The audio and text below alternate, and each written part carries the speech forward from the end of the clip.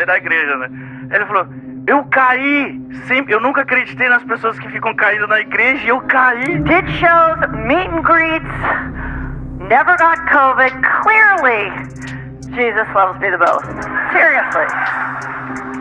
So nice, so nice.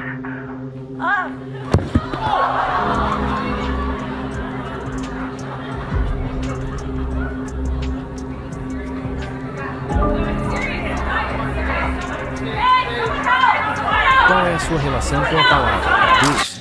Para alguns, é a fonte de um propósito existencial, enquanto para outros, é um mistério insondável. Independentemente das opiniões ou dúvidas, todos nós, em algum momento, olhando para o céu, já nos perguntamos: existe algo além do que meus olhos podem ver? Algumas pessoas concluem que sim, mas outras não. Fábio Porchat explica por que é ateu. Não existe quem criou o universo. Mas aí a pergunta, se eu soubesse essa pergunta, eu não estava aqui falando com vocês. A gente não sabe. Agora, não é porque a gente não sabe que significa que então é Deus.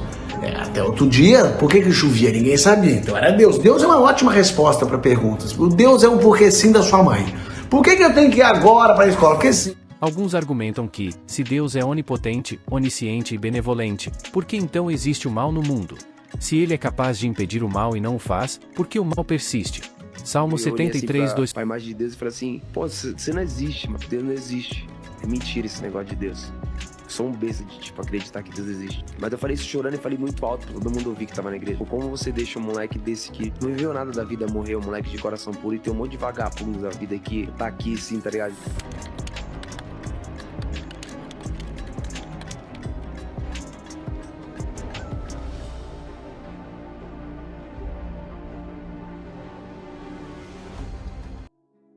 Ímpios. Até que entrei no santuário de Deus, onde percebi que as crianças se aproximavam ansiosamente para ver algo que não acreditava. Elisar, percebendo uma multidão crescente, abre as portas de madeira da taberna, mas é claro, não havia dragão algum. Ah, eu esqueci de dizer, ele é invisível, diz Elisar. Um antigo sugere jogar sal no chão para ver as pegadas do dragão. Isso não vai funcionar porque ele pode flutuar, responde o jovem. O velho retruca jogando vinho no dragão para que seja revelado seu formato. Boa ideia, diz Elisar. Quer dizer, seria uma ótima ideia se ele não fosse imaterial. A multidão murmura, dividida entre o ceticismo e a curiosidade. Mas um pensador local se aproxima e proclama: se um dragão invisível não pode ser provado, qual é a diferença entre ele existir ou não existir?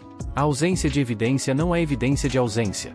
Isso nos leva a uma reflexão mais profunda. Por mais que o questionamento da segurança seja razoável, por que então, em toda a história do mundo, em todas as culturas, todos os credos e etnias, os seres humanos acreditam em uma entidade superior? De onde vem essa crença universal?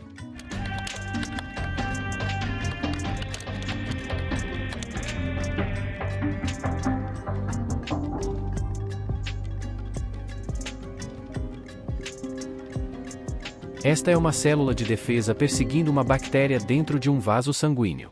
Da mesma forma que é difícil acreditar na visão simplista de um homem barbudo invisível controlando nossa existência, também é difícil afirmar que tamanha complexidade, inteligência e sinergia entre os componentes que possivelmente a vida surgiu pelo mero acaso. Durante minha busca por respostas, me deparei com um vídeo do canal Coruja do Carvalho, onde ele filosofava sobre o tema. Intrigado, decidi entrar em contato para que ele me enviasse materiais que possam esclarecer essa questão. Quando comecei a estudar, me deparei com um princípio extremamente interessante revelado pela filosofia hermética do Antigo Egito e da Grécia: o que está acima é como o que está abaixo, o que está embaixo é como o que está acima. Esse é o princípio hermético da correspondência.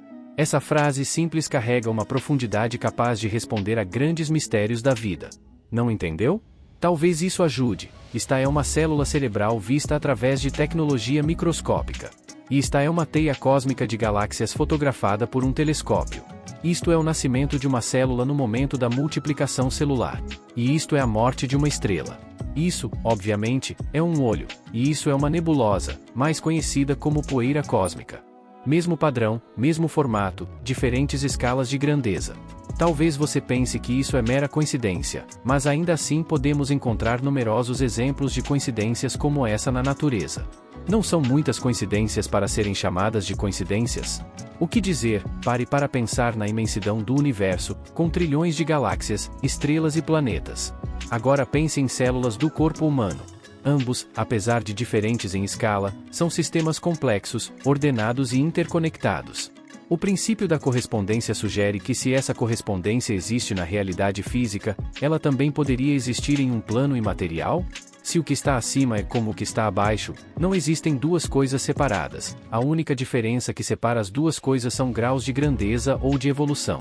Por exemplo, o frio e o calor não são duas coisas separadas, são extremos de um tudo chamado temperatura. A única coisa que diferencia frio e calor são os graus.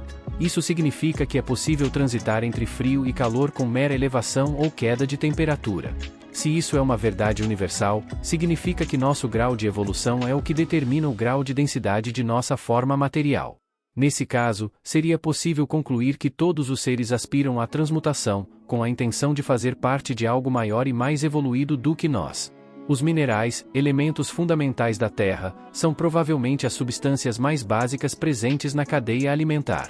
Seu propósito maior é um só: serem absorvidos pelas plantas. As plantas, por sua vez, transformam esses minerais em energia através da fotossíntese. Elas não têm mobilidade ou capacidade de raciocínio como os animais, mas aqui se manifesta o primeiro lapso do que poderia ser chamado de consciência. Seu propósito mais elevado talvez seja servir de alimento para os animais herbívoros, tornando-se assim parte de algo maior. Esses animais são consumidos pelos carnívoros. Os predadores, como leões, lobos ou falcões, são mais inteligentes, possuem habilidades avançadas de caça, estratégia e sobrevivência. Ou seja, são mais evoluídos, representando um nível mais alto na cadeia evolutiva. Agora, considere o ser humano, no topo da cadeia alimentar, com alta capacidade de raciocínio, criatividade e controle sobre o ambiente. Seu propósito mais elevado pode ser a evolução espiritual, a busca do autoconhecimento e a compreensão do universo. Essa noção de evolução espiritual não é nova e é encontrada em várias filosofias e religiões. No entanto, a ideia de que todos os seres estão em um caminho de evolução espiritual, desde minerais até seres humanos, é uma perspectiva interessante que reflete o princípio da correspondência. É uma forma de ver o universo como um sistema interconectado, onde tudo está relacionado e em constante evolução em direção a um estado de maior consciência ou divindade. Essa perspectiva não nega a possibilidade da existência de Deus, mas pode ser vista como uma interpretação complementar. No entanto, é importante notar que essa visão é baseada em princípios filosóficos e espirituais e não é cientificamente comprovada. A existência de Deus ou a natureza da realidade ainda são questões em aberto e objeto de debates filosóficos e religiosos. A escolha de acreditar ou não em Deus é uma questão pessoal, e as pessoas têm diversas crenças e visões de mundo com base em suas experiências, reflexões e educação. Algumas pessoas encontram significado e propósito na crença em Deus, enquanto outras encontram isso em perspectivas seculares ou humanistas. A busca por respostas sobre a existência de Deus e o significado da vida é uma jornada individual e pode levar a diversas conclusões e convicções. A importância está em explorar essas questões de maneira crítica e sincera, respeitando as crenças e visões dos outros.